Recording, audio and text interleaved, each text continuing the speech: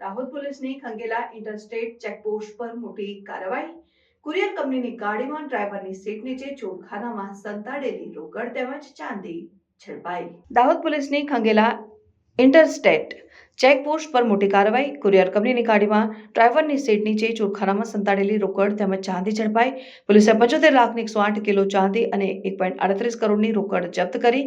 અલગ દરની 1.38 કરોડ 5 લાખની ગાડી મળી 2.19 કરોડનો મુદ્દામાલ કબજે લેવાયો। પોલીસે કુરિયર કંપનીની ગાડી તેમજ ચાલક સહિતની 2 ની ધરપકડ કરી। રોકડ અને ચાંદી ઝાંસીથી રાજકોટ જતી હોવાનો ખુલાસો। હવાલા અથવા ચૂંટણી સંબંધે આ મુદ્દામાલ લઈ જવાતો હતો તે અંગે પોલીસ તપાસમાં જોડાઈ।